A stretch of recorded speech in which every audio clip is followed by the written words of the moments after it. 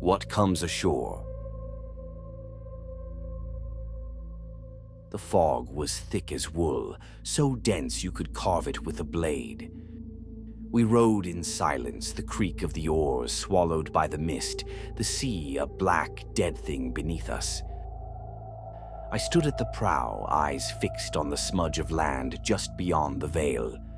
We were close now, close enough to smell the damp earth of their fields, the smoke that should have risen from their hearths. But the air was wrong. It carried no sound but the faint lap of the tide and the pulse of our own breath. I knew the rhythm of a village, the sounds it should make even at rest. No dogs barking, no children running through the shallows. Just silence. I thought of the feast we'd have, of the riches waiting to be plucked from the hands of those too weak to defend them. Yet still, the quiet gnawed at me. The hull scraped the beach, and we disembarked without a word, slipping into the pale light of the shore. The mist parted in slow, dragging curls, revealing the village like a corpse pulled from the sea. Houses sat half sunk in the mud, their doors ajar. People moved through the streets like cattle, their heads bowed, eyes fixed on the ground. They were pale, too pale, as if something had drained the blood from their bodies. "Look at them," Ingrid whispered behind me, her breath a hot cloud. "They don't even see us." No one spoke. There was something in their steps, something off in the way they swayed, not like men and women, but like stalks in a dead wind. We drew our blades, ready, not for battle, not for glory, just to quiet the unease that settled heavy in our chests. Ingrid was the first to step forward, her axe gripped tight in her hand. She moved like a hunter stalking lame prey, no fear in her eyes, no hesitation. The rest of us followed, the mist clinging to our boots, our weapons drawn, though it felt more like habit than need. The villagers, or what remained of them, barely registered us. Their movements were slow, dragging, as if their bones had turned to lead. "Too easy," Gunnar muttered beside me, his voice low and hard. I could hear the sneer in his words, but I couldn't shake the cold coiling in my gut. This wasn't right. Ingrid swung first, her axe splitting the skull of a man who barely lifted his head to see it coming. The crack of bone rang out, a hollow sound in the fog, but there was no cry of pain. The body crumpled to the dirt in silence, like it had never been alive to begin with. I glanced around. The others had begun to move, swinging swords and axes with practiced ease. Each strike brought down another villager. No fight, no resistance, just bodies hitting the ground like sacks of grain. The air filled with the dull thud of meat and bone, but none of us were laughing. None of us even spoke. I took a woman down myself, a swift blow to the neck, and the way she folded was wrong. It wasn't the violent collapse I'd seen so many times before. She didn't clutch at the wound, didn't gasp for air. She just slumped, eyes open and empty, face slack like the life had been gone long before I struck. "They're sick," Bjorn said from behind me, his voice tight. He just felled a man, his eyes wide and glassy, mouth hanging open like he'd forgotten how to close it. "It's not right, any of it," Ingrid growled, spitting into the dirt. "They're weak. We'll take what's ours and be gone," I told her. But I couldn't shake the feeling that something had taken what was theirs long ago. We moved through the village like shadows, blades drawn but hands growing heavy with doubt. The air hung thick, not with the smell of death, but with something worse. Rot, yes, but something old, something that had been left to fester too long in the dark. It clung to the back of my throat, turning the taste of the sea into ash. The bodies piled up, limp and lifeless in the mud. But there was no satisfaction in it, no spoils worth the taking, no challenge to fuel our bloodlust. Just the slow shuffle of those left standing, their eyes blank, their faces slack. They stumbled over the dead without a glance, without care, as though they couldn't feel the cold creeping up their limbs, couldn't sense their own dying. "Look at them," Gunnar said again, but this time there was no sneer. He stood over a woman he had cut down, the body splayed in the dirt at his feet. Her skin was waxy, stretched tight over her bones, and her eyes were still open, staring up at the sky. Her mouth hung slack, as if in the middle of a word she'd forgotten how to finish. "Something's wrong with them," Bjorn muttered. He stood nearby, wiping his blade clean, though there wasn't much blood to show for it. "This isn't just sickness." Ingrid narrowed her eyes, scanning the desolate homes. "They're dead on their feet. Does it matter? We take what we came for." But there was nothing to take. The houses were bare, their hearths cold, their walls empty of life. Food rotted in pots, untouched. We found no coin, no treasure, only the signs of a people who had stopped caring, who had left their lives behind without ever leaving their homes. I glanced toward the shore, the mist still thick, swallowing the edges of the village, making it feel like we were caught in some half-world, stuck between waking and dream. Something wasn't right, but I couldn't say what. The quiet was too deep, the sickness too old. "We should leave," I said, my voice low. "There's nothing here for us." Ingrid shot me a look, but she didn't argue. She could feel it too, the wrongness that seeped up through the mud, the weight of something unseen hanging in the fog. She nodded once, a silent agreement, and we turned back toward the shore, our steps quicker than before. The villagers we left behind didn't move, didn't breathe. But the village felt alive in a way that made my skin crawl.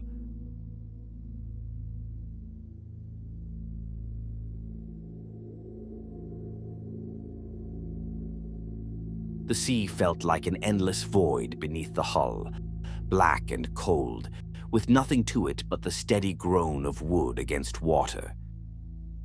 We had pulled away from that cursed shore, but none of us could shake the weight of the village, the silence we'd left behind. It clung to us like the mist that still hadn't lifted, like something we couldn't outrun. Leaf was the first to fall. It wasn't sudden. It crept in, slow, like the sickness itself was biding its time. At first, it was just the cough, a rasp in his throat that he blamed on the damp air, on the cold. He tried to laugh it off between pulls of the oar, but the laugh came out hollow, forced. His skin was pale, but we all were. The sea did that to a person. By nightfall, though, he'd gone quiet, slumping against the side of the ship, with sweat beading on his forehead. His breath came in shallow gasps, his chest rising and falling like a bellows that had been worked too long, too hard. "Just a fever," Bjorn said, though his eyes lingered on Leaf longer than his words would admit. "He'll shake it off." But there was something in Leaf's eyes that wasn't right. They were glassy, unfocused, like he was looking through us, past us. He was still breathing, still there, but something about him felt distant, as if a part of him had stayed behind on that shore, lost to the fog. "He needs rest," I said, but even as I spoke the words, I felt a knot of unease tighten in my gut. Rest wouldn't help him. I knew it, even then. Whatever had taken hold of Leaf, it wasn't something a person could sleep off. We laid him down on the deck, his chest still heaving, his hands clutching at the air like a drowning man reaching for something that wasn't there. The others kept their distance. They wouldn't say it aloud, but they were afraid. They wouldn't meet his eyes, and neither would I. The wind died with the sun, and the night closed in around us. Leif's breath was the only sound, faint but constant, like the slow pull of the tide. I stood watch, my back to the sea, and prayed for dawn. The sickness crept through the ship like a shadow, slow at first, unnoticed. Leif still lay where we'd put him, his breath now shallow and rattling, as if each pull of air was a fight he couldn't win. We gave him water, we spoke of getting him back to shore, to the healers, but no one really believed it. Whatever had him wasn't something that could be fixed with herbs or chance. By the second day, more of us began to cough. It started small, just a tickle in the throat, a moment of discomfort that passed quick enough. But we saw it, the way it spread, like ripples in still water. First it was Kjartan, leaning over the side of the ship, his face pale, his shoulders trembling. Then Gunnar, his hands shaking as he tried to grip the oar, the sound of his breath wet and strained. "They're weak," Ingrid muttered, but I could see the worry in her eyes, the way she glanced over her shoulder at Leif, still unmoving. "It's just the cold, nothing more." But the cold hadn't touched them like this before. We'd sailed through harsher winds, colder nights. We'd faced hunger, frostbite, and wounds that cut deeper than anything this sickness could. But this was different. They weren't themselves. Something had taken root in them, deep in their blood, and no matter how hard they tried to shake it off, it clung. The rest of us started pulling back, huddling closer to the center of the ship, away from the sick. There were no words for it, no orders given, but the space around Leif grew wider, a chasm that none of us dared to cross. It felt like a slow retreat, though no one wanted to call it that. I watched Kjartan from the corner of my eye. His hands trembled as he clutched the oar, his breath shallow, just like Leif's had been. He was trying to row, but there was no strength in him anymore. I saw it before he did. The way his grip loosened, the way his body slumped forward like a rag doll, his face pale as bone. "He's gone," someone whispered, though it wasn't true yet. But we all knew. There was no fighting it, no shaking it off. One by one, the rest of us drew further away, our eyes fixed on the horizon that never seemed to get any closer. I could feel it in my chest, too, faint but growing, like a seed taking root. The cold sweat, the heaviness in my limbs. But I kept it to myself. There was no sense in naming it. Bjorn was always the last to falter. It was how we'd known him, the one who held the line, the one who kept us moving when the rest of us faltered, raising his cup past the dawn itself. He didn't speak of fear, never let it show, and that was enough for the others.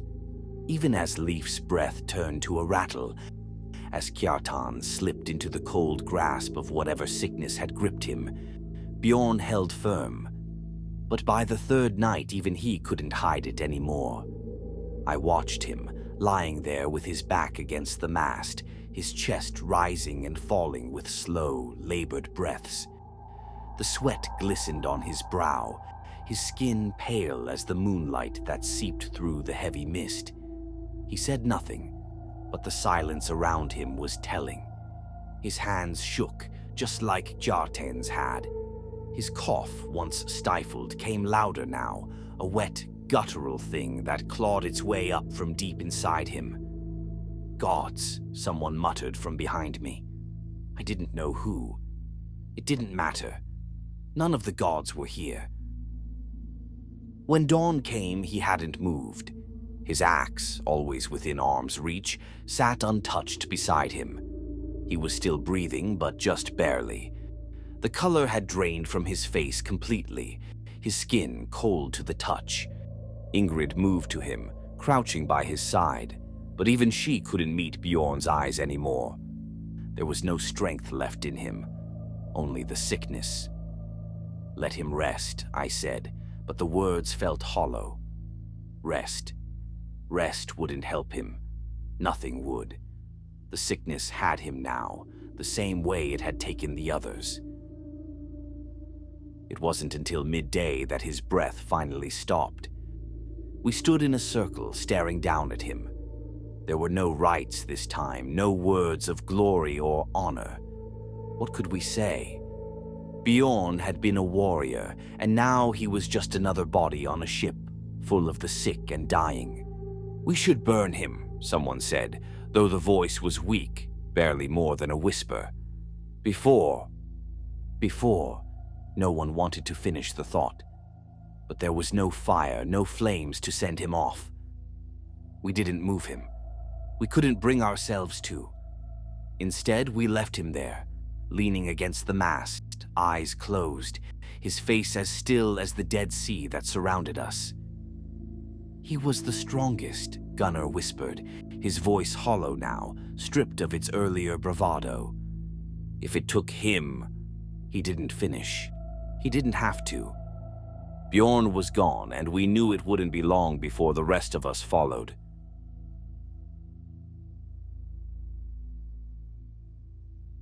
It was sometime past midnight when I heard it. A soft rustle, like cloth against wood, barely louder than the whisper of the waves. At first, I thought it was the wind, or maybe one of the crew shifting in their sleep. We'd been up for too long, the weight of the sickness pulling us into restless half-dreams. But the sound came again, and this time I knew it wasn't the wind. It was Bjorn. I turned slowly, my eyes catching the faintest movement near the mast where we'd left him, cold and still.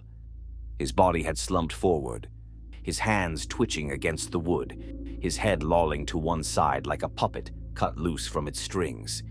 His eyes were still closed, his mouth slack, but he moved. Not much, just a slow, unnatural shift, like something had stirred beneath his skin, something that didn't belong there. For a moment, I thought it was a dream. Bjorn had been dead for hours. I had watched the breath leave his chest. But now he was shifting, his fingers brushing the deck in slow, scraping movements. His legs twitched, the muscles stiff, but trying to move as if life had returned to them in some cruel way. "Bjorn!" Ingrid's voice cut through the silence, hoarse and weak, barely more than a whisper. She was the closest, lying not far from where Bjorn had been propped. Her face was pale, slick with fever, her eyes wide as she watched our dead brother move. "What? What is this?" Bjorn's head jerked suddenly, his mouth moving as though he was trying to form words, but only a low, guttural sound escaped him. His eyes snapped open, wide and unfocused, staring at nothing. His body shuddered, every movement sharp and wrong, like he was fighting against some unseen force, pulling his limbs in directions they weren't meant to go. "Gods," someone muttered from behind me. I didn't know who. It didn't matter. None of the gods were here. "He's sick," Gunnar said, though his voice cracked as he spoke. "It's just the sickness. He's not..." But I could hear the lie in his words. This wasn't sickness. This was something worse. Ingrid was backing away now, her breath coming fast, panic rising in her throat. "Bjorn, he's moving." I wanted to move, to speak, to tell them what I didn't even know myself, but my legs felt rooted to the deck. Bjorn was standing now, slow and jerking, his mouth hanging open as he made that same low sound, a sound that wasn't human. He took a step, his legs unsteady, his hands reaching out blindly. This was no longer Bjorn. We stood frozen, watching the thing that had been our brother stagger across the deck, his hands reaching out like a person lost in a dream. His movements were slow, jerky, as though his own body resisted each step. The man we had known, the brother we had fought beside, was gone, and in his place was something that wore his face but moved like a puppet, pulled by invisible strings. "What do we do?" Ingrid's voice trembled, barely holding together. She had backed herself into the corner of the ship, eyes wide, watching as Bjorn stumbled toward her. What in the name of the gods? No one answered. We had no words, no explanation. We only had the sight of our dead walking among us, as if death herself had been cheated, twisted into some horrible joke. We have to stop him, Gunnar said, though there was no conviction in his voice. He stepped forward, axe in hand, but his grip was loose, uncertain. He looked at Bjorn like he was still a man, like somewhere in that cold, stiff body was the brother we had known. But there was nothing in Bjorn's empty eyes, only a hollow hunger that drove him forward. Bjorn's head jerked toward Gunnar at the sound of his voice, his neck twisting unnaturally as his body followed. He took another step, and then another, his pace quickening, but still slow enough that it felt more like a nightmare than something real. There was no rush to him, no rage, only the strange, cold intent of something that shouldn't be moving at all. "Stop him," I muttered, more to myself than to anyone. "Stop him. How could we? He had been one of us. He was one of us." But Bjorn wasn't Bjorn anymore, and the longer we stood there, the clearer it became. The cough, the fever, the slow decline, none of it had prepared us for this. We hadn't known what the sickness really was, what it could do. But now, looking at the shambling figure before us, there was no doubt. The sickness didn't just kill, it took something from the people it touched, leaving behind only the shell, something twisted and empty, driven by nothing but the same hunger we had seen in their eyes in the village. "Gunnar," I said, my voice low, "we can't leave him like this." But Gunnar didn't move. His axe hung at his side, and he took a step back as Bjorn came closer. "He's still Bjorn. He might come back." "No." Ingrid's voice was thin, strained, but there was no mistaking the fear in it. "No, he won't. Look at him. Look at what he is now." Gunnar faltered, his hand tightening on the axe. He took one more step back, shaking his head, his face twisted with a mixture of rage and fear. "We can't. Not Bjorn. Not him." Bjorn was close now, too close. His hands reached out for Gunnar, slow but relentless, his fingers twitching, his mouth still open in that wordless moan. Gunnar lifted the axe, but it was half-hearted, hesitant, like he couldn't bring himself to strike. "We don't kill our brothers," Gunnar whispered, his eyes locked on Bjorn's empty face. I stepped forward, though my body felt heavy, my legs weak. "He's not your brother anymore." And that was the truth.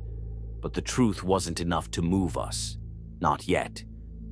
The weight of it pressed down on us like the fog that clung to the ship, a slow, creeping realization that this sickness had stolen more than our strength. It had taken the people we knew and left only this hollow thing. But still, no one swung the axe. No one raised a hand. We were too slow, too afraid to act, and that fear, that hesitation was what doomed us all. Bjorn's hand shot out, faster than we'd seen him move since the sickness took him.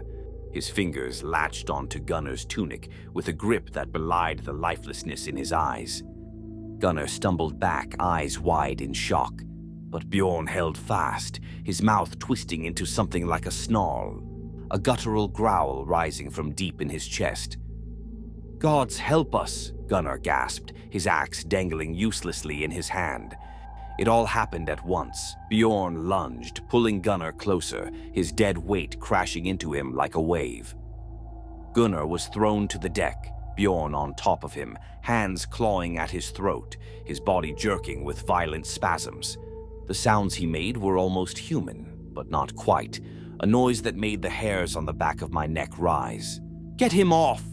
Gunnar choked, his hands wrestling against the dead weight of Bjorn's limbs. His axe was out of reach, and his strength was fading fast. There was no more hesitation left in any of us. I moved, as did Ingrid and Kjartan. I moved, as did Ingrid and Kjartan.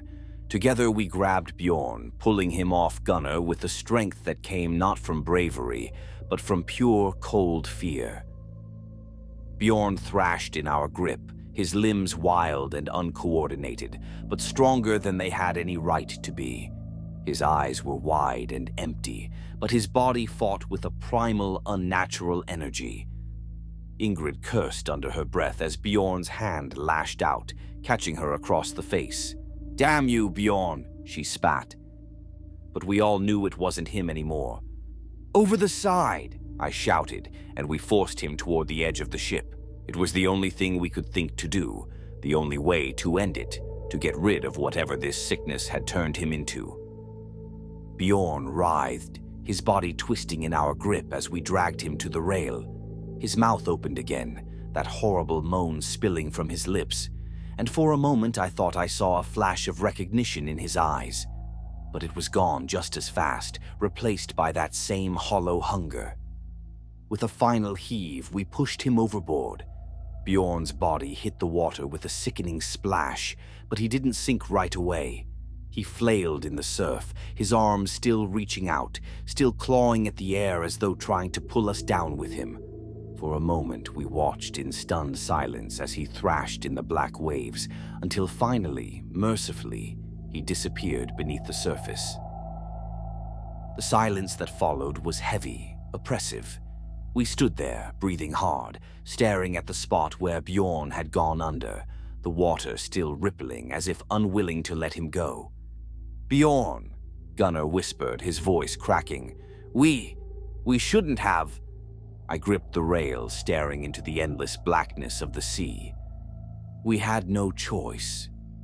But the words felt hollow, even as I said them. Bjorn had been our brother, our strongest. Now he was something we couldn't even name, lost to a sickness we barely understood. Ingrid wiped a hand across her face, her breath ragged. "How many more?" No one answered, but we all knew. The sun hung low, bleeding into the horizon, and the air on the ship was thick with sickness and fear. We stood huddled close together, but not from camaraderie. This time because none of us dared get too close to the others. The coughs from the sick were louder now, more frequent. People we had known all our lives, people we had trusted, were becoming something else. Not yet like Bjorn, not fully, but more like him than us. Gunnar glanced toward them, 3 of our crew who sat slumped against the railing, shivering despite the heat still in the air. Their skin had turned pale, their breaths shallow. They muttered under those breaths, their words drifting into the rising mist. "We have to do something," Ingrid warned, her eyes flicking between the sick and the rest of us.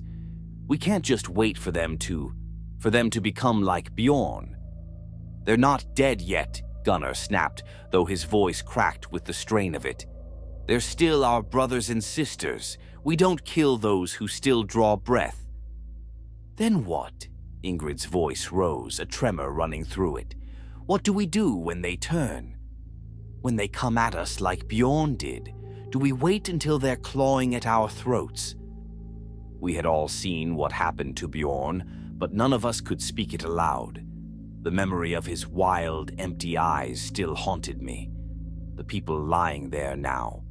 I couldn't look at them without thinking of the times we had fought together, laughed together. They were still here, but for how long? I stared at them, at Kjartan, whose breath rattled in his chest, at Vigdis, who had once been the loudest among us, now a quiet, shivering heap against the mast. They were dying, that much was clear. The sickness had them in its grip, but to end it now while they still breathed? "They're not lost yet," Gunnar said, softer this time, as if saying it loud would make it real. "They could fight it off. We've seen people recover from worse." "You didn't see Bjorn?" I muttered, the words spilling out before I could stop them. "None of us can fight it." The silence was heavy, and the only sounds were the labored breathing of the sick and the scrape of their boots against the wood as they shifted, their bodies slowly betraying them. "We can't let it get to that point again," Ingrid said, her voice steadier now, though her eyes were wide with fear. "We can't wait until it's too late. If they turn like Bjorn, we'll have no choice." Gunnar's hand tightened on his axe, his knuckles white. "I won't kill my own." I said nothing. I didn't have the words. All I knew was that the sickness wasn't stopping. It was creeping through the ship, claiming more of us each day.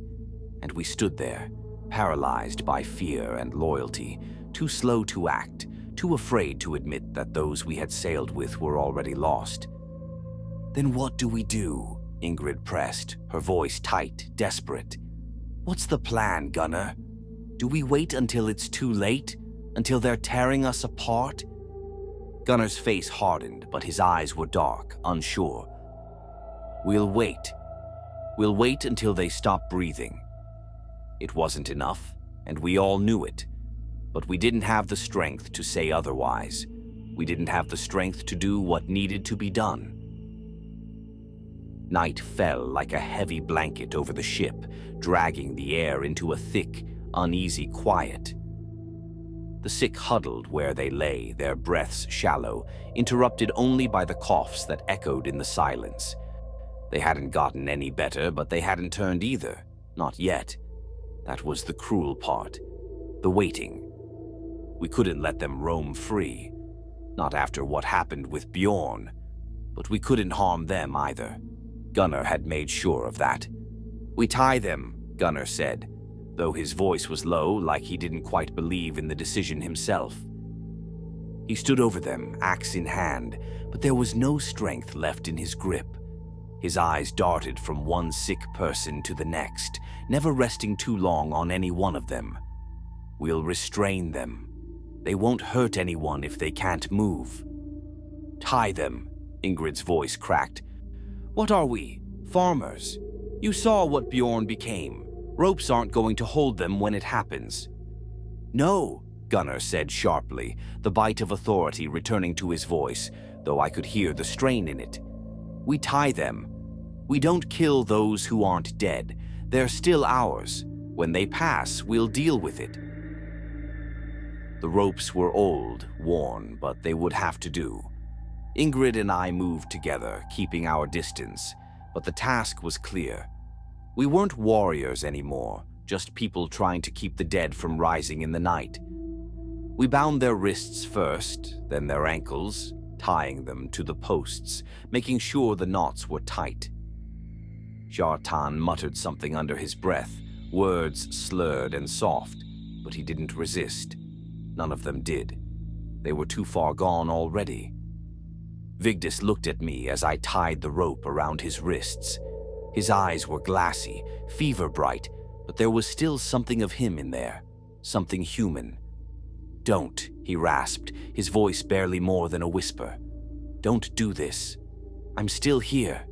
I paused, my hands trembling on the rope. He was still here, but for how long? His skin was already pale, his breath shallow, and I could see the sickness crawling across him, taking him inch by inch. I couldn't look him in the eye. "It's for your own good," I muttered, though the words felt hollow, meaningless. "I'm not gone," Vigdis whispered again, a hint of panic rising in his voice now. His hands jerked in the ropes, weak but determined. "I'm not like Bjorn, please." I pulled the knots tight. Behind me, Gunnar watched in silence, his face grim, though I could tell he was fighting his own battle inside. The lines were blurred now between life and death, between loyalty and survival. Tying them like this, our comrades, our friends, felt wrong, but leaving them free to turn felt worse. As we finished binding the last of them, the ship fell into a tense quiet. The ropes creaked against the wood, and the sick people's breaths were ragged in the darkness. We stood there, staring at them, unsure of what came next. We had bought ourselves time, but it wasn't enough. Not nearly enough. "They'll break those ropes," Ingrid said, her voice barely above a whisper, as if speaking too loudly would bring the sickness down on us all. "When it happens, they'll break them." "They won't," Gunnar said, though there was no confidence in his tone. He turned away, his axe dragging at his side. "They won't." But we all knew better. We were only delaying what was coming, too weak to admit what needed to be done. The sickness wasn't something you could tie down. It would come for them just as it had come for Bjorn, and when it did, ropes wouldn't be enough to hold it back. We spent the night watching, waiting, the silence pressing down on us like a weight we couldn't shake. The creak of the ropes was the only sound, the sick ones shifting weakly against their restraints, the occasional cough breaking the stillness. No one slept. Not really.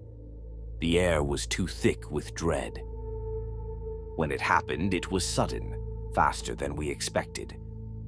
Vigdis had been quiet most of the night, his breathing shallow and uneven, his skin slick with fever. He was one of the strongest among us, always laughing, always pushing us to row harder, fight fiercer. But now he was just a shell, bound to the post with nothing left in him but that damned sickness. I was on watch when he started convulsing. His body jerked violently against the ropes, his muscles straining, his eyes wide open, fixed on something none of us could see. He thrashed harder than I thought a dying person could. His head snapped back, his mouth opening wide, a guttural scream ripping from his throat, a sound that didn't belong to any living thing. "Gods!" Ingrid yelled, leaping back from where Vigdis was tied. The others stirred, panic flickering in their eyes as they scrambled to their feet. Vigdis pulled against the ropes with a strength I didn't think he had left. The ropes groaned, the wood creaking beneath the strain. His body twisted unnaturally, his wrists raw against the bindings, his movements frantic, animalistic. "He's going to break free!" Ingrid shouted, her voice high with fear. She reached for her axe, but there was no confidence in her grip. The others moved to act, but none of us knew what to do. Gunnar stood frozen, watching Vigdis fight against the ropes, his axe once more limp in his hand. It was happening again, the sickness taking him, turning him into something else, something wild and ravenous. But we hadn't prepared. We had known it was coming, but still, we weren't ready. With one final jerk, the ropes snapped. Vigdis surged forward, his hands free, his body lurching toward us like a person possessed. He stumbled at first, but then his movements grew more deliberate, more focused. His eyes, wide and empty, locked on Ingrid, and in that instant, I saw it. The same hunger, the same emptiness that had taken Bjorn. Ingrid raised her axe, but it was too late. Vigdis slammed into her, knocking her back against the rail with a force that left her gasping for air. They struggled, Ingrid fighting to keep the axe between them, but Vigdis was relentless. His hands clawed at her throat, his face twisted into something monstrous, no longer recognizable. "Get him off!" Ingrid's voice was a strangled plea, but no one moved. We were paralyzed, just like before. It was Gunnar who acted now, rushing forward with his axe raised. He swung it hard, burying the blade deep into Vigdis's back. The sound was wet, brutal, but it barely slowed him. Vigdis turned, snarling, his hands still clawing at Ingrid's throat, but Gunnar kept swinging. The second blow was enough. Vigdis collapsed, twitching, his body falling limp to the deck. We stood there, panting, watching as Vigdis's body spasmed, his chest rising and falling in shallow, erratic jolts. It took a long time for him to stop moving. No one spoke. The silence that followed was thick, suffocating. We had known this was coming, but it didn't make it easier. It didn't make the fear any less. "That's two," Ingrid gasped, her voice shaking as she pulled herself to her feet. 2 of our own. There'll be more, Gunnar muttered, his eyes fixed on Vigdis's body, still twitching. There'll be more before this is over. We looked around at the other sick ones, still tied down, still breathing, but for how long? We were losing them one by one, and we were too late to stop it. We can't just stand here, I said, my voice barely above a whisper. We need to decide, now, before it happens again. But there was no decision left to make. The sickness had already made it for us.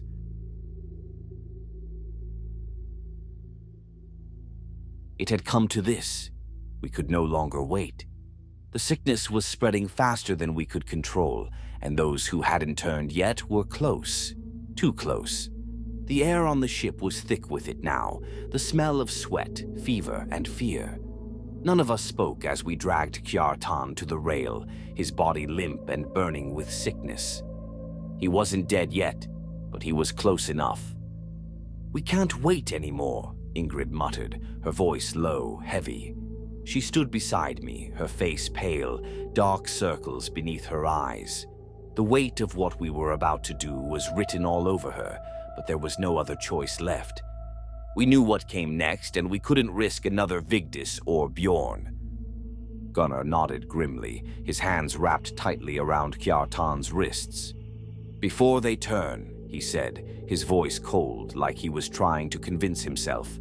"We have to do it before they turn." Kjartan's breath rattled in his chest, his eyes glassy, barely seeing us. He didn't struggle, didn't plead.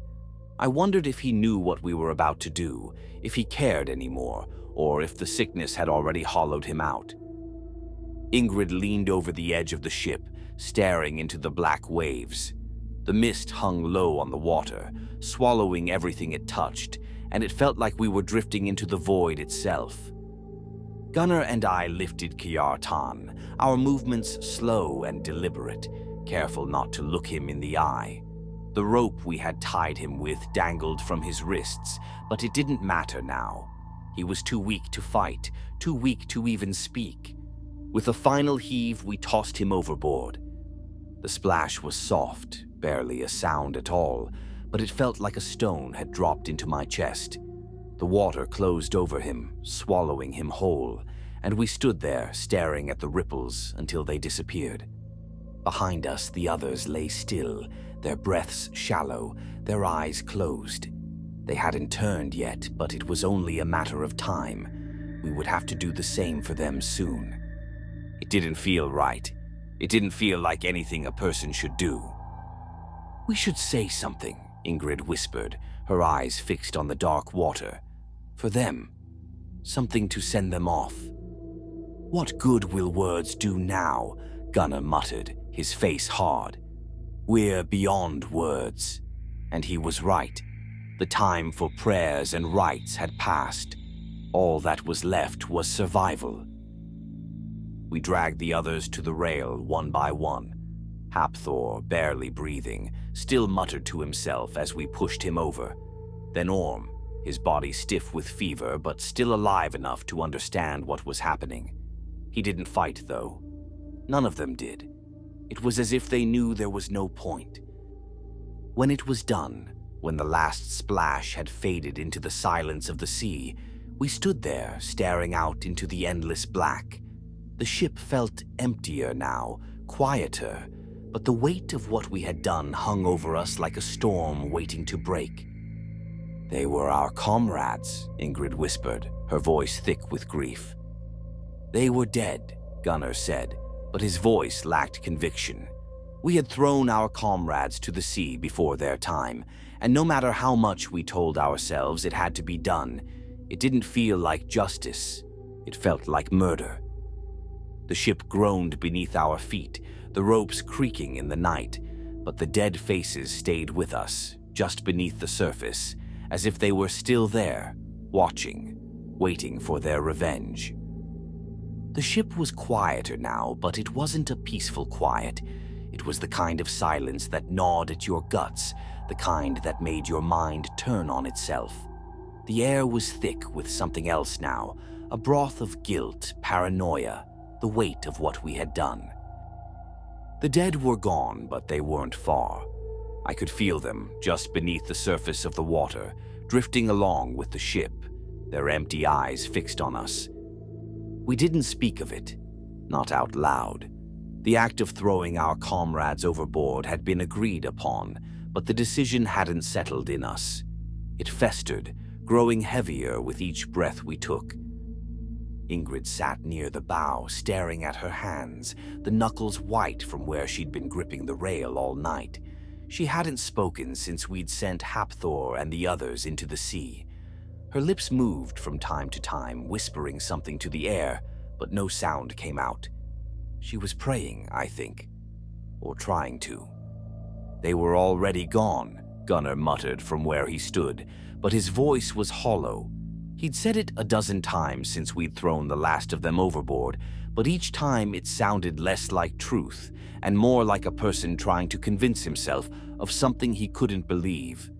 We did what we had to.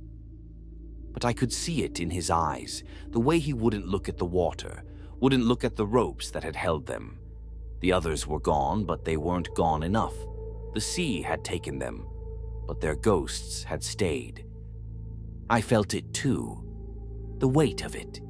Every step on the deck felt heavier, like the ship itself was carrying the burden of our dead. I found myself glancing over the edge, half expecting to see their pale faces staring back at me from beneath the waves. "They're still with us," Ingrid muttered suddenly, breaking the silence. Her voice was low, trembling, and it sent a shiver up my spine. She hadn't spoken in hours, and now that she had, it was like a crack in the hull, small but dangerous.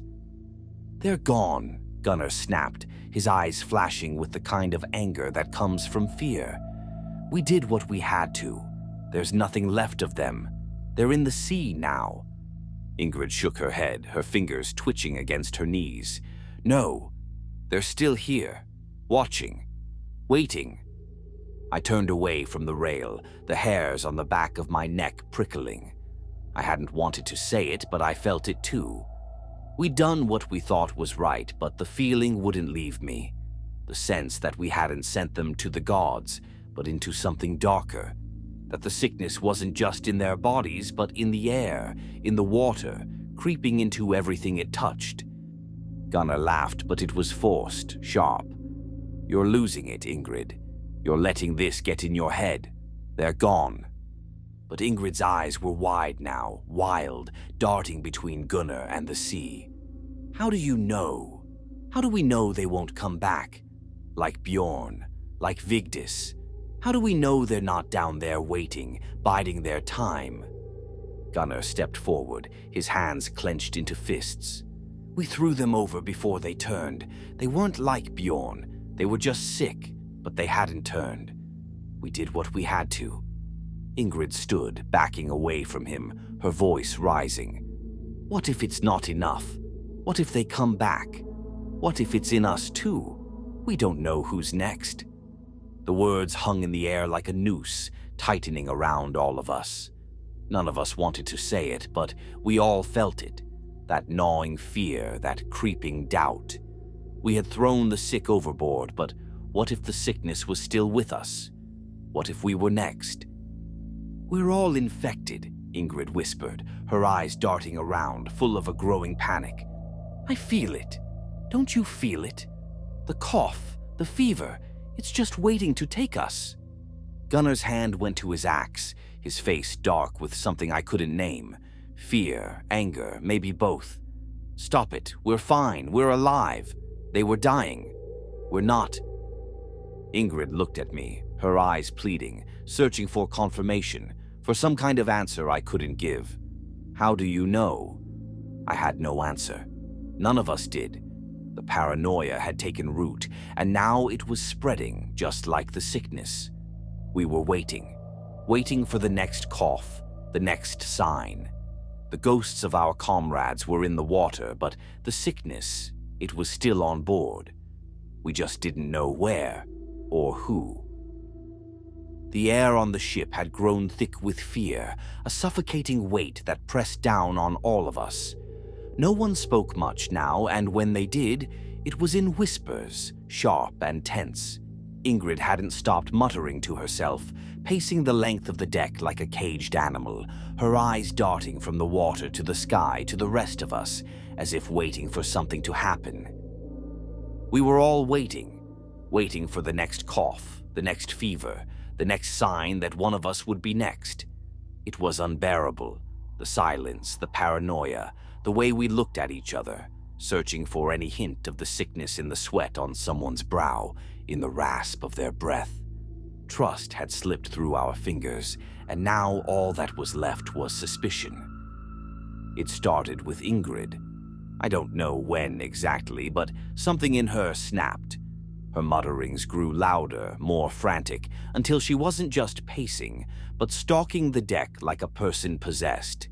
Her hands shook as she clutched at her axe, her eyes wild and unfocused. "We're all sick," she screamed into the night, her voice cutting through the stillness like a blade. She stood at the center of the ship, her body trembling with the force of her panic. "Don't you see? We're all going to die here. We're all infected." "Ingrid, calm down," Gunnar growled, stepping toward her, his own hand tightening on his axe. His eyes were dark, dangerous. I knew that look. He'd been fighting his own fears, holding it together for the rest of us. But Ingrid's madness was pushing him to the edge. "You're not sick. None of us are." "How do you know?" Ingrid spat, her voice high with desperation. "How do you know it's not already inside us? It doesn't just come for the weak. It's in the air, in the water. You can't escape it." She lunged at Gunnar, wild-eyed and shaking, her axe raised high. The swing was wild, clumsy, but it was filled with the kind of madness that had overtaken her mind. Gunnar sidestepped, grabbing Ingrid's wrist and wrenching the axe from her hand with a brutal twist. "Enough!" Gunnar roared, his voice trembling with barely contained rage. "You're not sick, Ingrid. You're just afraid. We all are. But this isn't helping. We need to stay together." Ingrid struggled against him, thrashing like someone possessed, her eyes darting from Gunnar to me, to the others who stood frozen, watching in stunned silence. "You're lying. You don't see it. You don't feel it. It's already here, already inside us." The others were watching now, their faces pale, fear spreading through them like wildfire. Ingrid wasn't just one of us anymore.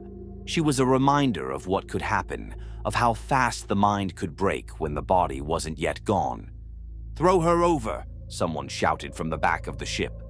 It was a voice filled with terror, not reason. It made the hair on my neck stand up. The crew was turning on itself. "No," Gunnar said, but his voice was strained. He was holding Ingrid in a tight grip, trying to keep her from thrashing any further. "Ingrid's not sick. She's just—" But Ingrid twisted free, breaking from Gunnar's grasp and stumbling toward the edge of the ship. Her chest was heaving, her eyes wild with the certainty of her own fate. "I won't let it take me!" she screamed, and before any of us could react, she flung herself over the rail. For a moment, there was nothing but the sound of the splash as Ingrid hit the water, her body swallowed by the dark waves. We rushed to the rail, staring into the blackness, waiting for her to surface. But she didn't. The sea was silent. Gunnar stood there, breathing hard, his hands clenched into fists. He said nothing, just stared at the place where Ingrid had disappeared. "That's it then," one of the crew muttered, his voice trembling. "She was right. We're all cursed." The others were looking at one another now, not with fear of the sickness, but fear of each other. Paranoia had taken root so deeply that no one trusted anyone anymore. Even the simplest cough sent people scrambling away, eyes wide with terror. I saw it in their faces, the madness creeping in, the certainty that we were all doomed, that none of us would make it off this ship alive. Gunnar tried to keep order, to hold us together, but it was too late. The fear had spread faster than the sickness.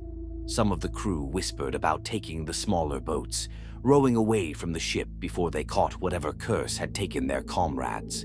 Others simply sat in silence, waiting for death to come, their faces pale, their eyes hollow. And as the hours passed, more began to cough. It was faint at first, just a clearing of the throat, a subtle rasp in the breath. But we all heard it. We all knew. The sickness wasn't done with us yet, and none of us were going to stop it. By the time dawn broke, we were fewer. The night had stolen more of us, some to the sickness, others to the madness it bred. The ship felt hollow now, the creaking wood and lapping waves our only companions. Those still with us were shadows of who they had been, eyes dull and lifeless, bodies worn thin with fear. None of us spoke of what happened to Ingrid, but the memory clung to us, suffocating. We were down to the hardest choices now. The newly sick lay bound where we'd left them, their breaths ragged, their skin waxy with fever. But they hadn't turned. Not yet. That was the cruel part. The waiting. Gunnar stood by the mast, staring at them, his axe in hand. His face was drawn, tight with the weight of command that had become a burden too heavy to carry. But he was still the one we looked to, still the one we expected to make the call. "They won't make it," Gunnar said at last, his voice low but firm. "You know that. We can't risk another night. We end it now." There was no argument. The words hung heavy in the air, and I felt them sink deep into my chest. He was right, of course. They wouldn't make it. They were slipping away, already halfway gone, and when they turned, it would be worse. We couldn't wait any longer. We'd seen what the sickness did when it took hold, but doing this, ending it while they were still breathing, was something different, something we weren't ready for. "They're still alive," I muttered, though I knew the protest was hollow. My eyes flicked to Gudrun, her chest rising and falling in uneven, shallow breaths. She'd been with us through more winters than I could count, her laugh once loud enough to carry across the ship. Now she was a ghost, barely hanging on, but not yet gone.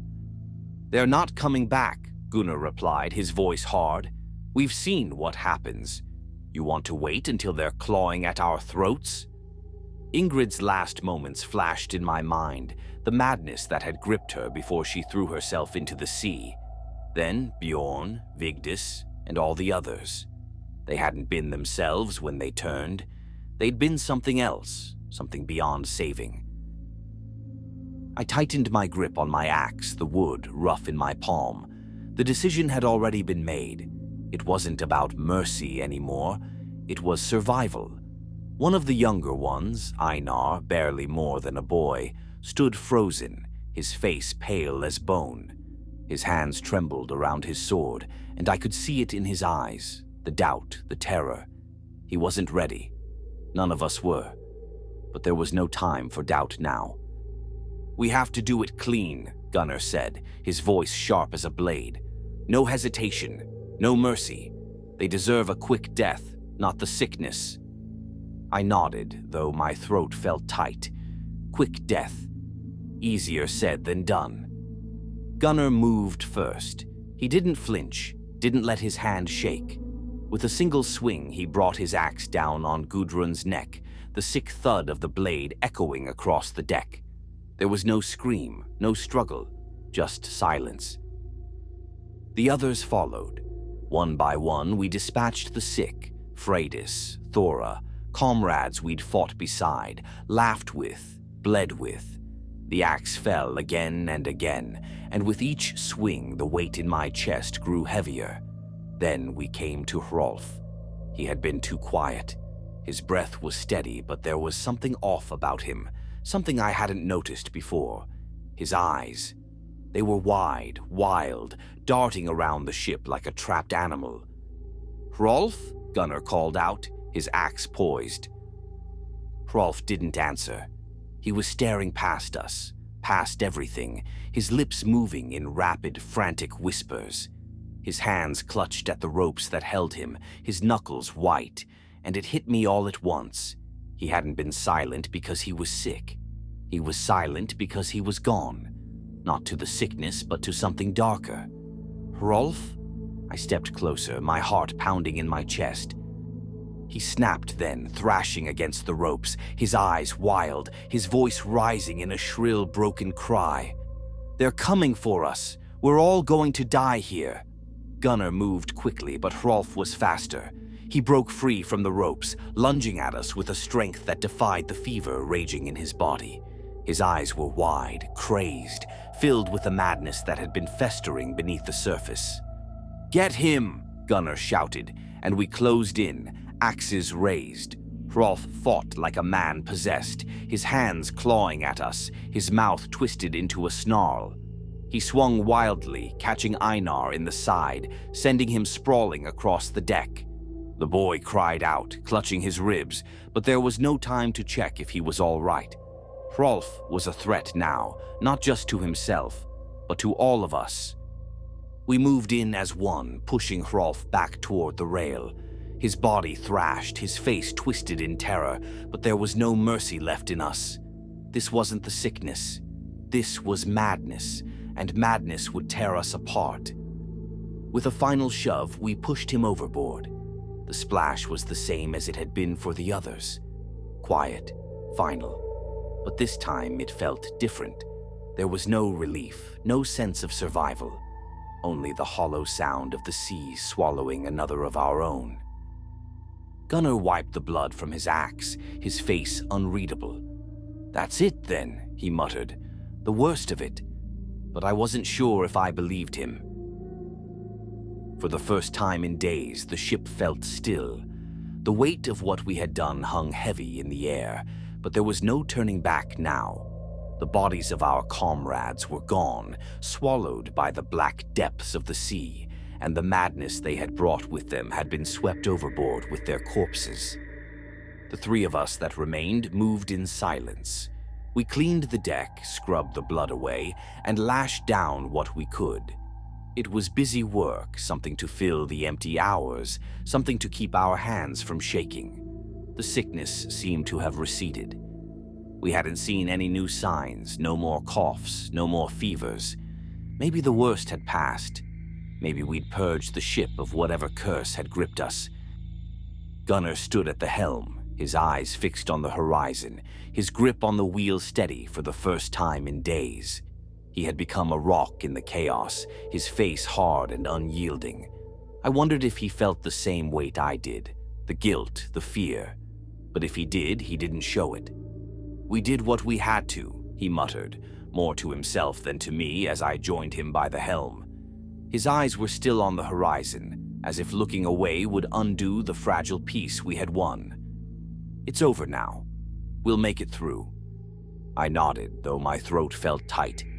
"It feels different," I said, and I meant it. The air was lighter. There were no more shuffling feet, no rasping breaths of the dying.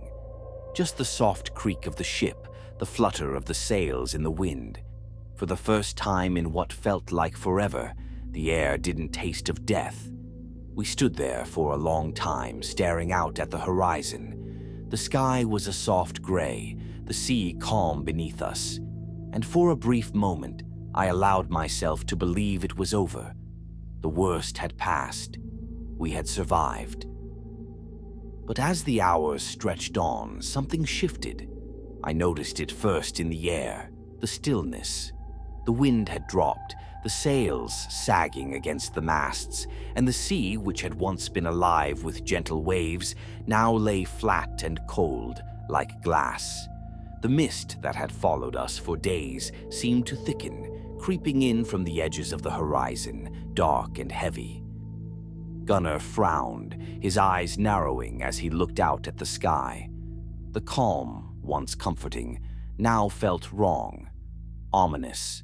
The sea was too quiet, too still.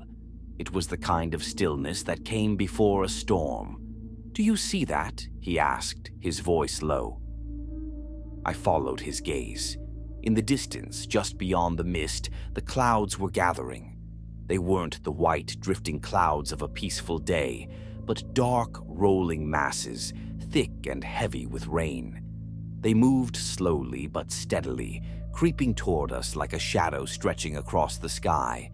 I felt a knot tighten in my chest. The storm was coming, and it wasn't just any storm. Einar, still pale from the blow Rolf had given him, stood at the bow, his eyes wide as he watched the clouds roll in. "It doesn't look right," he muttered, his voice barely audible over the creak of the ship. "The way they're moving, it's like they're coming for us." The word sent a chill through me. He was right. The clouds weren't just drifting. They were hunting us, moving with a purpose, dark and heavy like the sickness we'd just cast into the sea. Gunnar turned to me, his jaw clenched. "We need to be ready. This storm's not like any I've seen before." We worked quickly, securing the sails, lashing down the supplies, but the unease hung in the air.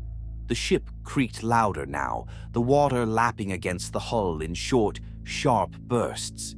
The calm had gone from eerie to unsettling, and the dark clouds were growing closer by the minute, blotting out the last bits of daylight.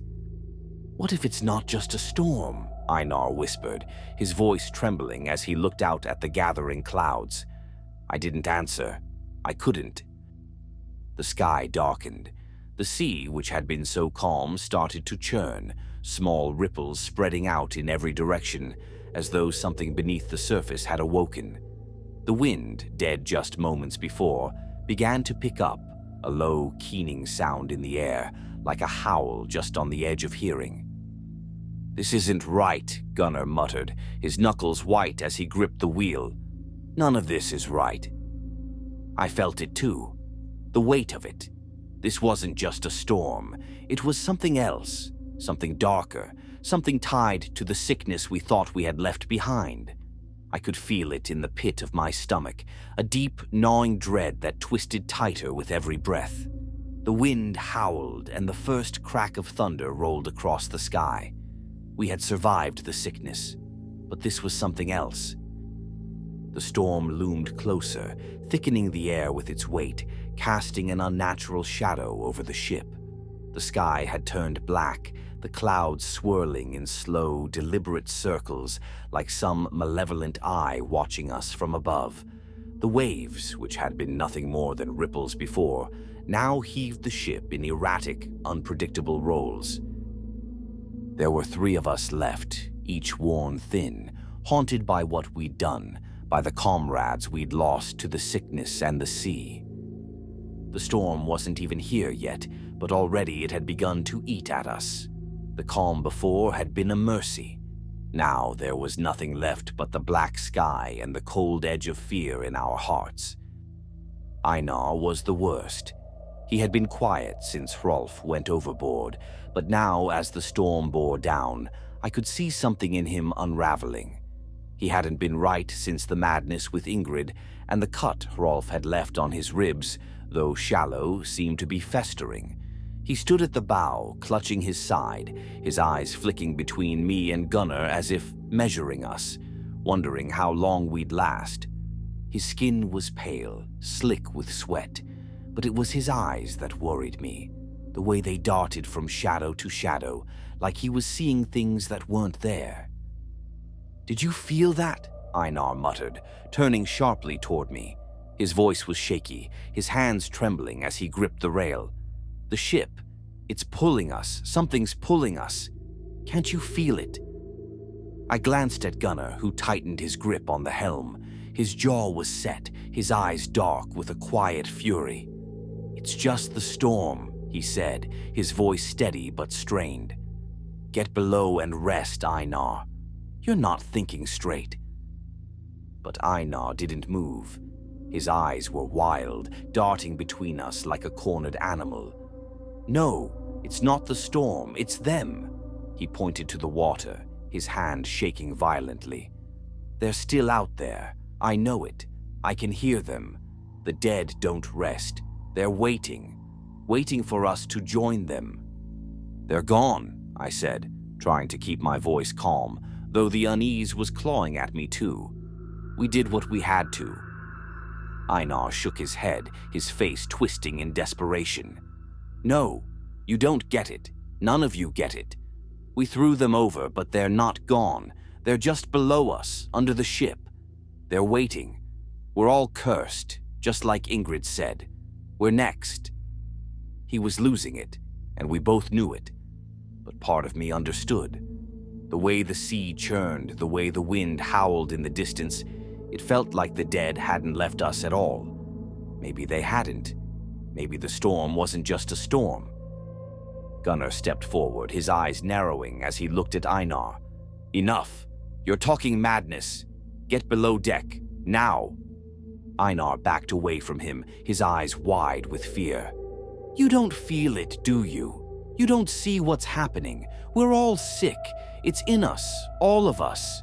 Gunnar's hand went to the hilt of his axe, but Einar saw the movement and staggered back, tripping over his own feet. Stay away from me, he shouted, panic rising in his voice. You're infected. I know it. I can see it in your eyes. My heart pounded in my chest. We were unraveling just like the others had. First Ingrid, then Hrolf, and now Einar. We thought we had made it through the worst, that the sickness had left us. But it hadn't. The fear was still here, spreading like a plague in our minds. Einar, I said, trying to keep my voice steady. No one's sick. We've survived. We're almost through this. Don't let it take you now. But he didn't hear me. His eyes were locked on Gunnar, wide and full of terror. I've seen it, he whispered, his voice barely audible. I've seen what it does. You're next, Gunnar. I know it. Without warning, Einar lunged toward the rail, scrambling to climb over it, his hands gripping the wood with a wild desperation. I'm not waiting, he screamed, his voice high and broken. I won't let it take me. I won't let it. I moved fast, grabbing his arm before he could throw himself into the sea, but he thrashed wildly, his strength fueled by panic. His nails clawed at my hands, his breath coming in ragged gasps. Let me go, let me go. They're in the water. They're waiting for me. Gunnar was there in an instant, his hands wrapping around Einar's shoulders, pulling him back from the edge. But Einar fought harder, his body twisting in our grip, his voice rising into a shrill, inhuman scream. You're all sick. You're all cursed. With a final wrench, Gunnar threw him to the deck, pinning him down with a knee to his chest. Einar gasped for air, his eyes rolling wildly, his body trembling with terror. I could feel his pulse racing under my hand, his panic so palpable it felt like it could spread to me. He's lost, Gunnar said, his voice low and grim. We're not far behind. The words hung heavy in the air, the truth of them sinking into us like stones. Einar had broken, but the sickness, the fear, wasn't done with us yet. I could feel it creeping through me too, the edges of my mind fraying with doubt, with the weight of all we had done, all we had seen.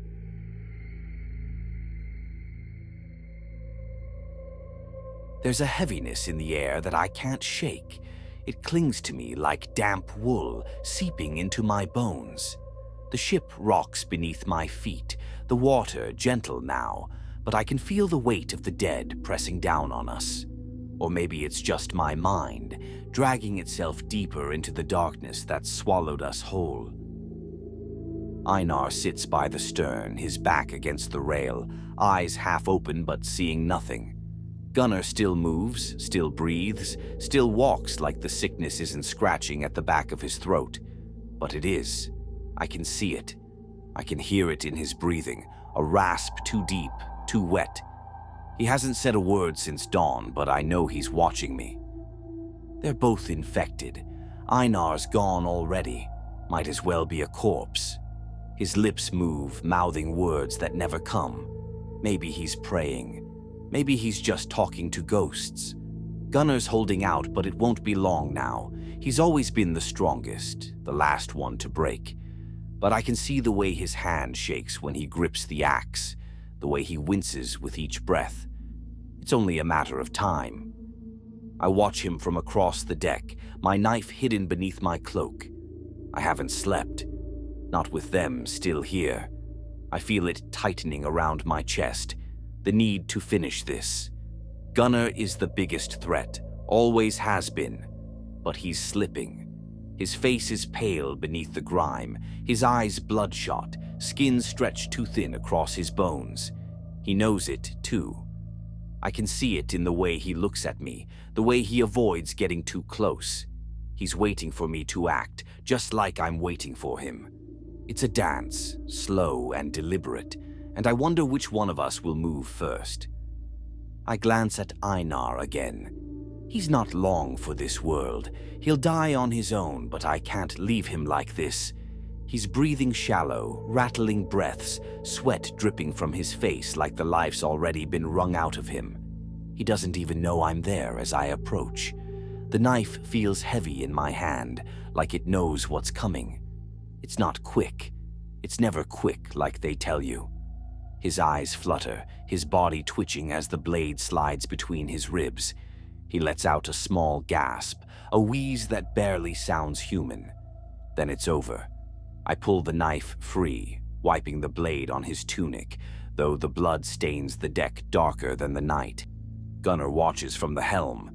His hand rests on his axe, but he doesn't move. Not yet. We both know this is the moment. It has to be. I stand, the knife still keen in my hand, and for a long moment we just stare at each other. The space between us feels impossibly small, like the ship itself is shrinking under the weight of what has to happen next. "You've lost it," Gunnar says, his voice low, raspy. I'm not sick, but there's something hollow in his words, something that says even he doesn't believe it anymore. He's sick. It's only a matter of time before it gets him too, before it turns him into whatever the others became. I can't wait for that. I can't let it happen. I've seen it, Gunnar, I say, and my voice sounds distant, like it belongs to someone else. I know what's coming. He tightens his grip on the axe, takes a step toward me, slow and deliberate, like he's measuring the distance. "You're the one who's lost," he says, but there's fear in his eyes now. Real fear. He swings, the axe slicing through the air, but it's a desperate swing, too slow. I dodge, barely, and the weight of it sends him off balance. I don't wait. I lunge at him, the knife catching him in the side, just beneath the ribs. He grunts, staggers back, his hand clutching at the wound, but he doesn't fall. Not yet. He's still too strong. He swings again, this time weaker, more desperate.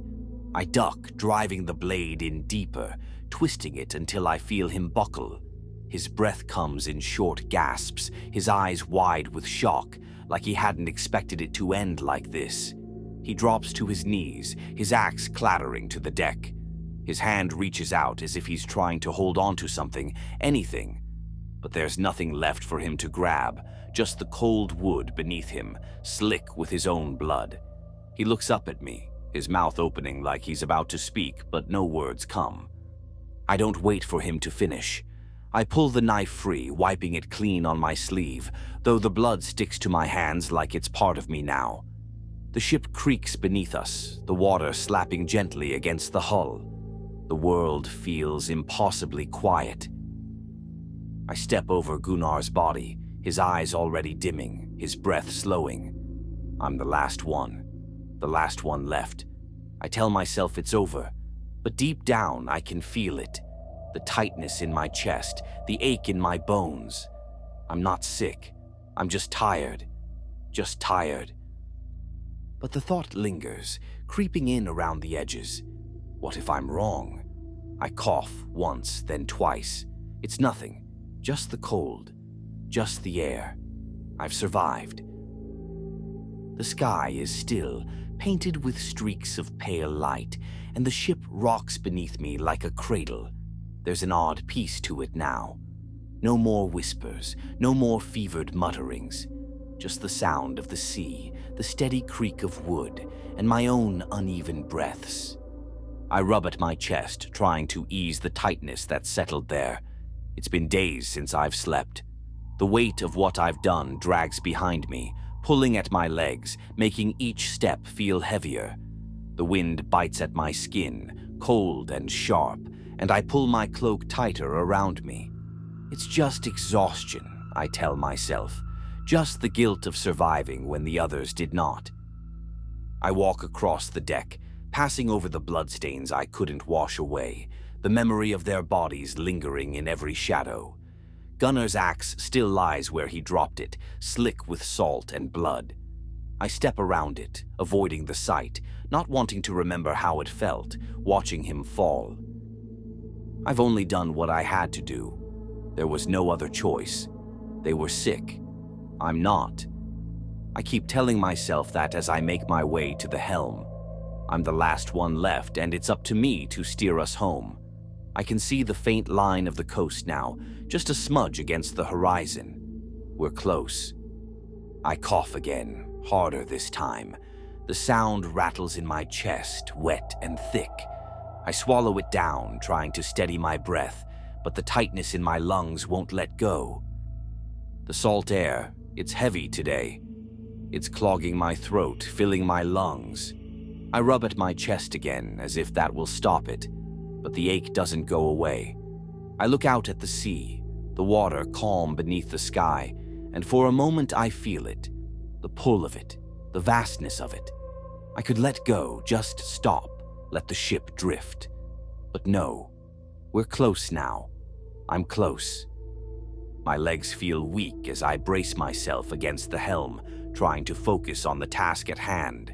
The sail is still full, the wind carrying us forward, but I can't seem to keep my hands steady on the wheel. The weight of it all, of everything I've done, everything I've seen, it's pressing down on me, making it harder to breathe. I cough again, harder this time, doubling over as the air is ripped from my lungs. I spit into the sea, watching the flecks of red disappear into the water below. It's nothing, I tell myself. Just the cold, just the wind. I'm not sick. I can't be. But the thought is there now, a dark shadow creeping through my mind. I push it away, gripping the wheel tighter. I've survived. I've made it this far. I'll make it to the shore. Yet, as I look out at the horizon, the land growing closer, I can't help but wonder if I'm too late.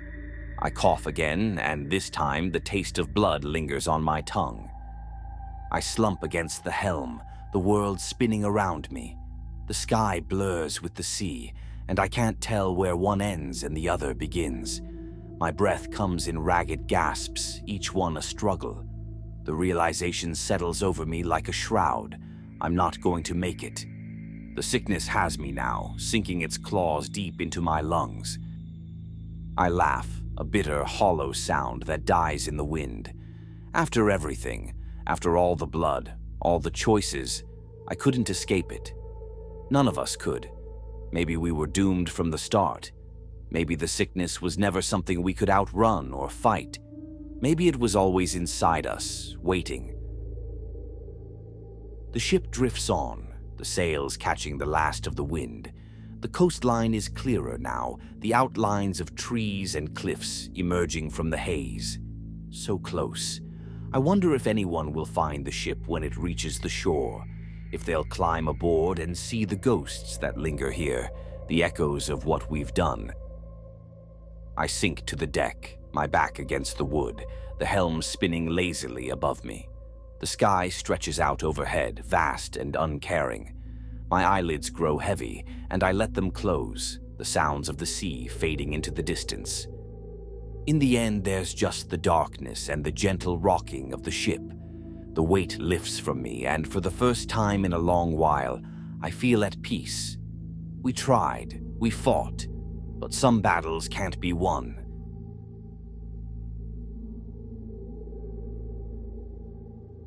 They saw the ship early in the morning, a dark shape on the horizon. At first, just a speck against the pale sky, but as it grew, they stood in silence, watching as it cut through the still water. There hadn't been a ship for weeks, not since the last of the voyages, and this one came slow, dragging through the sea like something broken. The storm had raged for days, battering the coast with relentless winds and rain that seemed to pierce the soul. Trees had been uprooted, homes damaged, and the sea churned with a fury they hadn't seen in years. Now, in the eerie calm that followed, the appearance of the lone ship felt like an omen. Villagers gathered at the shore, wordless. There was a wrongness to it, even from a distance. The way the sail hung in tatters, shredded by the storm's wrath. The way the ship listed slightly as if it were being pushed along by something unseen. No shouts came from the deck, no sound of the crew calling out, just the groan of wood, the whisper of the dying wind. "They're back," someone said quietly, but it wasn't a statement filled with certainty, more like dread. It didn't feel like a return. It felt like something else. The ship scraped the shore, the hull grinding into the sand, but no one moved closer. They could see the figure now, alone at the wheel, barely standing. He was a shadow of the person who had sailed out, hunched and gaunt, skin pale even at a distance. "That's not them," one of the elders whispered. The figure stumbled, hand gripping the wheel like he needed it to stay upright. They watched as he pulled himself forward, each step labored, his body shaking with the effort. The storm had taken its toll, not just on the ship, but on him as well. He made it to the edge of the deck, but there was no triumphant return, no sign of the crew who had left with him. He was alone. "He's sick," a woman's voice trembled from the back of the crowd. The man swayed, his hand rising to cover his mouth. Then came the sound, low and wet, a cough that cut through the silence like a blade. He doubled over, spitting blood onto the wood, his body convulsing as the sickness racked him. None of them moved. They stood frozen at the edge of the village, staring as the man collapsed to his knees. His breath was ragged, his chest heaving like bellows, his skin glistening with sweat. "That's the last of them," an elder muttered under his breath, his voice thick with dread. "He's the only one left." But the truth was worse than that. He wasn't the last, he was the herald. They could hear the sickness in his breathing, in the rattle of his chest, and see it in the blood that pooled beneath him. Each cough was louder, each breath more strained. The man tried to rise, his hands grasping at the railing, but his body was too weak, too far gone. He was dying before their eyes, and still no one moved. The ship rocked gently, the last of its crew now crumpled on the deck, his life spilling out in red streaks. The villagers watched, motionless as he convulsed, the sickness gripping him in its final brutal throes. And then he lay still. There was something hanging in the air now, something they could feel pressing down on them, thick and cold. It wasn't just the man who had come back. He had brought something with him, something they couldn't see, but it was there, drifting with the mist, crawling toward the shore. The remnants of the storm clouds lingered on the horizon, dark and brooding, as if unwilling to release their hold on the land. The mist that crept from the sea seemed to be born of those clouds, carrying with it the chill of the tempest and something more sinister. One of the women backed away first, pulling her children with her, her eyes wide with terror. Then another and another, until the crowd began to scatter, moving as if the sickness itself was already upon them. They didn't wait to see him die. They turned and fled like dust in the wind, retreating to the supposed safety of their homes, leaving the ship and the man on it behind. The ship sat in the shallows, silent, unmoving. Yet, as the mist curled around it, thick and unnatural, the shadow of its mast stretched further inland. It crept slowly, darkening the sand, inching toward the village with the weight of something long buried and stirring to life. Black against the dying light, it seemed to swell in the gathering fog, its dark shape reaching further with each breath of wind. Behind their doors, the villagers huddled together, listening to the fading echoes of the storm, the whispers of the wind that carried the promise of more darkness to come. They closed their eyes and prayed, but outside the shadow kept coming,